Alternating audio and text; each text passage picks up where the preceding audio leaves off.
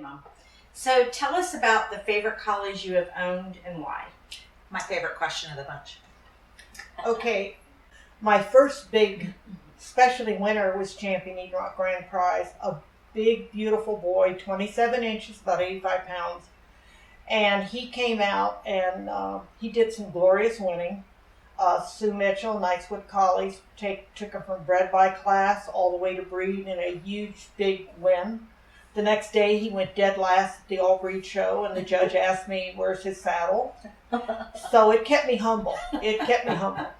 But this dog was the dog that kind of put me on the map and was my own breeding program.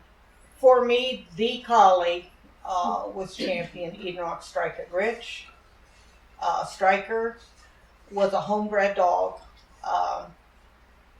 He truly was one of a kind. Made a huge impact on my breeding program. Did phenomenal winning.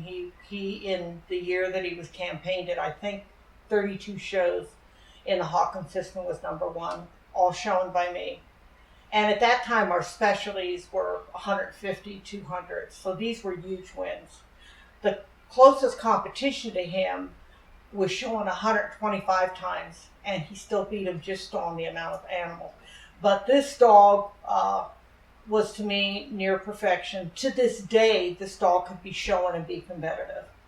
About what time was he being campaigned? In the 80s. Okay. No, in the he 80s, was number 89. one in 1994. Yeah, but And he he started was- out in like 89, and this was a That's young right. this was a young dog that I almost placed, because if you're a breeder, you understand longer heads stage more, and he did some awful staging. I mean, I have a picture of him, no one can believe it's him. Explain that word staging, because not everybody's going to understand that. Okay, I've always preferred a head with some length. I've got to have very clean, lean heads, no depth. And when you get into this length of head, staging means when, say, that your skull, you get a big egg, or they go full through here, or in this dog's case, he went overshot. I mean, he was pretty pitiful looking. He was a pretty puppy. I almost sold him. I ended up selling the brother, who I felt was better than him, which he was lost to the breeding program, and I grew out this dog. And he wasn't showing until he was close to 13, 14 months.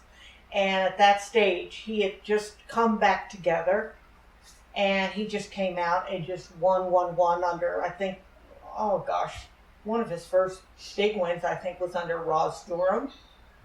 And he truly was beautiful. And at this point, I don't know if it'd be appropriate to come into the problems. Is that all right with you? Yeah, absolutely. Do you want to do that now, or do you want to? Let her go. Okay. He, I can't remember, we were living in Tennessee, I think. We discovered that this dog produced dermatomyositis. I didn't even know what it was.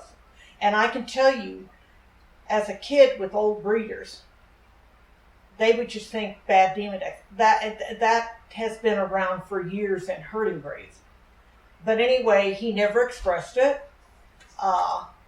As soon as I found out and started reading and knew what was the problem, I contacted every breeder. He had about 8 litters out.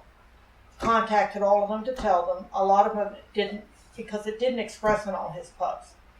But I went ahead and pulled him off the stud market. I had frozen semen on this dog.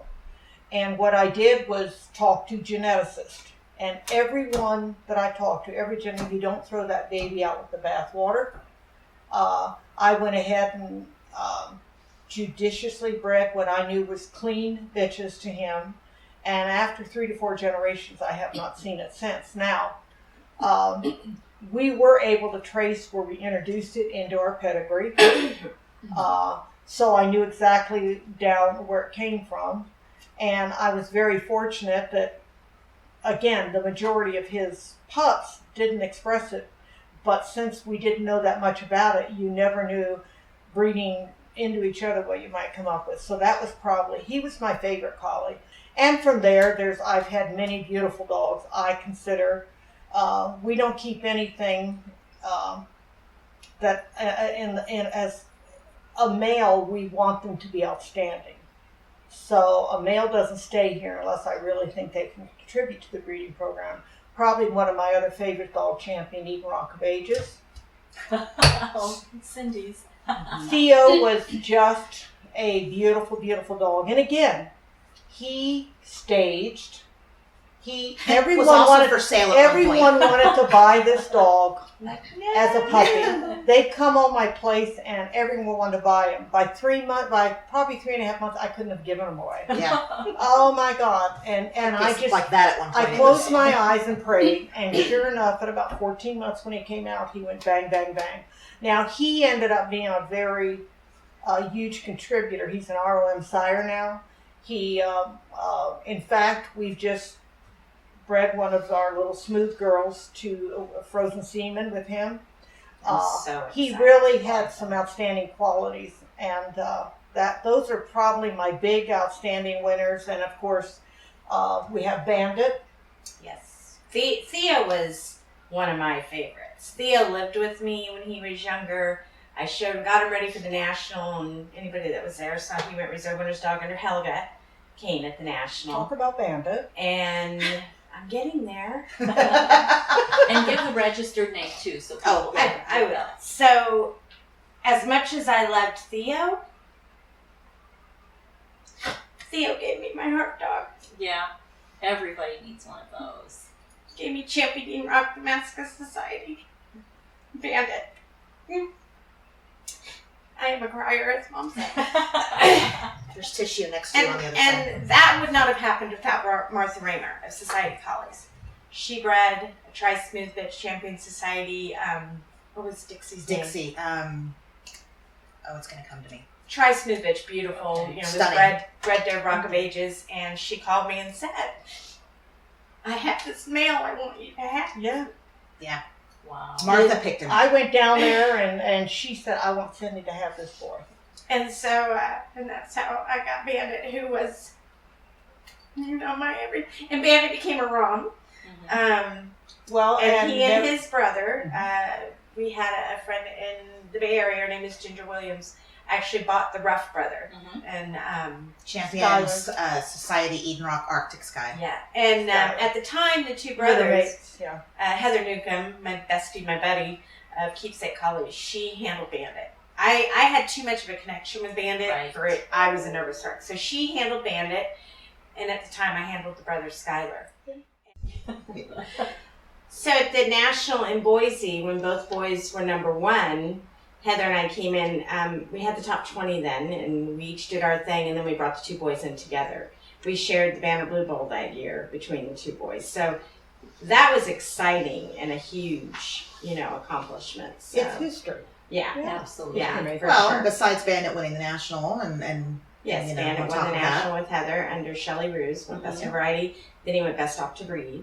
Yep. So, I had some great. We talked about Cindy until her favorite champion was. Champion beautiful Edenrock. dog. It's good to be king. Breeder, owner, handled either between Cindy and I. He was in the top 10 3 years in a row. My heart dog, and unfortunately I lost him at a younger age, but on the year where we decided to bring him out, I think he was about 4.5, 5. He was shown only West Coast, California specialties, shown at 10 shows, and was best to breed at every single one of them except best opt to breed at one.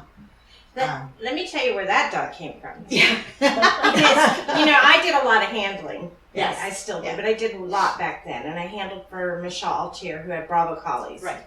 Beautiful bitches. And I took a couple of her bitches and bred them to our stuff. I leased the bitches and bred them. And I got Champion Edenrock Bravo's Rain On. Beautiful blue dog. And that's where Brooks comes came from. So, in all my handling I did, I was fortunate enough to bring.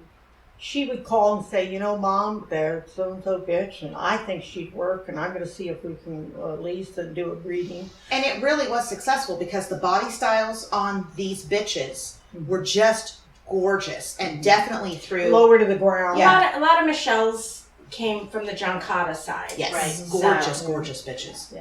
And from Rain On to Brooks, and then Cindy had leased a Marnus bitch, which was bred to Theo. That I was kept- showing for Leslie Rappaport. Right. Yeah, She had that- bought the tri-bitch, yeah. I kept a bitch out of that was half Edenrock, half Marnus, with the sole intention of breeding to Brooks. And it just so happened when she was in season, Mom and Cindy were away at the National, and I did that breeding by myself, and it ended up producing Cole, champion Edenrock, king of the road. He's almost an ROM, but And- maybe one or two more bitches. Yeah, he's very, very close at this point. So bringing in some of those bitches and kind of solidifying that body style in our line has really, really been important. Well, and you have to understand, we've always had a limited breeding program because of all the moving. I mean, we moved all over the country with Len's military. So her handling and being able to spot something she thought would work with our dogs absolutely has helped all the way. Yeah.